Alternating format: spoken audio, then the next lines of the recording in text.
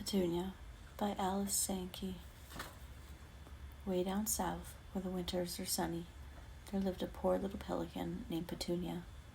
Most of Petunia's neighbors seemed to have enough money to buy anything they wanted. Petunia was different. She did not have enough money to buy anything at all. Petunia's next-door neighbor was a proud pink flamingo. He was called Flim-Flam. Petunia once asked, "Why do they call the flamingo Flim-Flam?" "You will find out," a stork told her. "If ever you have anything the flamingo wants for himself, the first thing he will do will be to play some trick to get it." "No, Flim-Flam and Flamingo will get anything that belongs to me," said Petunia. The little pelican had to figure out some way to make a living. She hung up a sign. "Wanted work.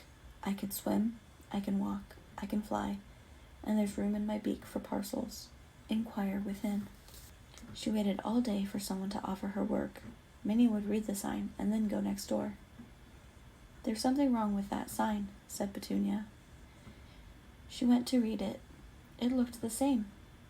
Then she came to the last line. Instead of saying "inquire within," it read "inquire next door." "Well, for land's sake," said Petunia, "I do believe I am being flim-flammed by the flamingo." She hurried next door as fast as she could waddle. She found the flamingo saying to a group of callers, "I have all the jobs listed and everything will be done."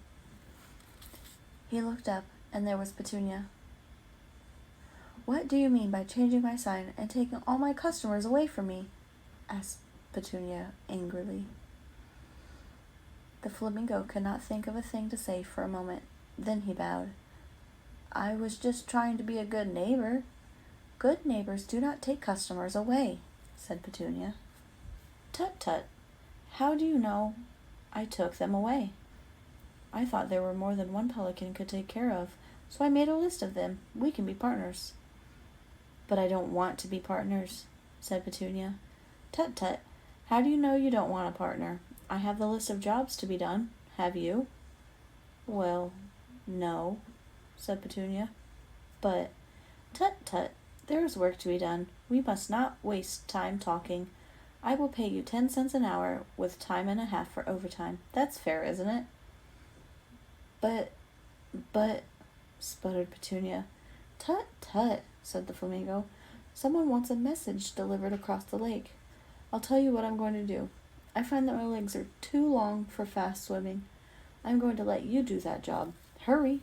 Before Petunia could think of another thing to say, she found herself halfway across the lake with the message. Petunia was a very fast swimmer. She came back all out of breath. Flim-Flam handed her some golf clubs. "Tut, tut," said the flamingo.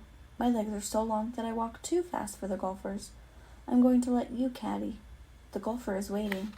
Petunia carried the golf clubs in her beak as best she could, leaving the ends sticking out so the golfer could pick out the ones he wanted. An hour later she came back. The little pelican was beginning to get tired. "Tut, tut," said the flamingo. "There's no time for resting. A customer wants someone to fly over the swamp to deliver a kitten to a friend. My wing feathers are too short for fast flying. I'll tell you what I'm going to do. I'm going to let you deliver the kitten." Petunia carried the kitten in her beak and soared out over the swamp. The little pelican was a very good flyer.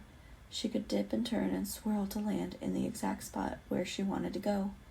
In almost no time at all, she was back again. She was all out of breath. The flamingo met her with some packages. "There is a birthday party at the hotel. I'll tell you what I'm going to do. I have no pouch in my beak, so I'm going to let you deliver the birthday presents," said Flim-Flam. Petunia was all worn out when she returned. She knew she had worked hard, and she was ready to collect her money. When she got back, she found the flamingo counting out the money in 2 piles, a big pile and a little one. "4 jobs. We had a very good day," said the flamingo. "I did all 4 of the jobs," said Petunia. "Tut, tut," said the flamingo. "Don't bother me when I'm busy counting." He pointed to the smallest pile. "That is your share," said Flim-Flam. Petunia reached for it, but before she could take it, Flim-Flam stopped her. "Tut, tut, I forgot to take 10 cents for my notebook," said Flim-Flam. He took 10 cents from Petunia's pile. "And 10 cents for the wear and tear on my path," said Flim-Flam. He took another 10 cents from Petunia's pile, and 10 cents for staying here all day, and 10 cents for talking to the people, and 10 cents for keeping track of the jobs, and 10 cents. Just a minute, yelled Petunia. She picked up the 5 cents that was left of her pile. She was so angry she could not talk, but she knew if she waited 1 minute longer, the flamingo would think of a way to get her last 5 cents. She was so tired that she did not stay to argue. Expenses are always high when you start a new business, Flim-Flam called after her.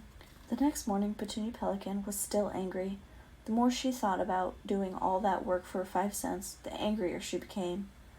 The stork stopped to see her. "The whole town is talking about the way you got Flim-Flam by that flamingo," the stork told her. "Today I shall teach him a lesson." "How?" asked the stork. "I am thinking about it," said Petunia. She saw Mr. Penguin, the owner of the big hotel, going next door. She followed him. He began to talk to Flim-Flam. "I have read the sign. I can swim, I can walk, I can fly, and there's room in my beak for parcels. I am willing to hire this worker full-time and pay him a lot of money. Do you want the job?" he asked. Before Flim-Flam could answer, Petunia spoke up. "Mr. Penguin, before you hire anyone, I think you should try him out to see if he can do the work. I am willing to take a test." "Tut, tut, we are partners," said Flim-Flam. "Oh, no, that was yesterday," said Petunia. "You have a good idea," said Mr. Penguin, the hotel man. "Who would like to go first?" "Tut, tut," said Flim-Flam. "I talked to you first. I deserve to try first." "Very well," said Petunia. She pretended to go home, but she wanted to see what Flim-Flam was going to do. The flamingo went with Mr. Penguin to the hotel, and Petunia followed. The first errand the flamingo had to do was to swim across the lake. He tried to get a duck to go for him. "Oh, no," said the duck. "Not after the way you flim-flammed Petunia." The flamingo was afraid to try it himself, so he left the errand undone. His second task was to deliver some messages by air. He tried to get a pigeon to do it for him. "Oh, no," said the pigeon. "Not after the way you flim-flam Petunia." So the messages were undelivered. His next errand was to carry packages from a store to the guests in the hotel. He tried to get an ostrich to help him. "Oh, no," said the ostrich. "Not after the way you flim-flam Petunia." So the packages were not delivered. The next job was to wait on tables. He asked the stork to do it for him. "Oh, no," said the stork. "Not after the way you flim-flam Petunia." Flim-Flam could not hold the tray in his curved beak, and he broke 24 dishes. Mr. Penguin, the hotel man, was angry. "Go away and don't come back," he shouted at Flim-Flam.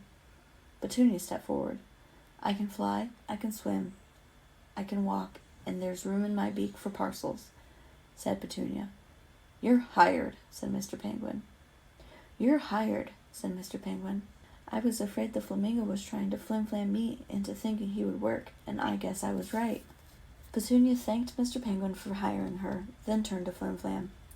"I'll tell you what I'm going to do," she said. "I will be busy from now on, so I'm going to let you go home and take down the sign." Everybody laughed but Flim-Flam the flamingo. He was feeling very foolish. The end.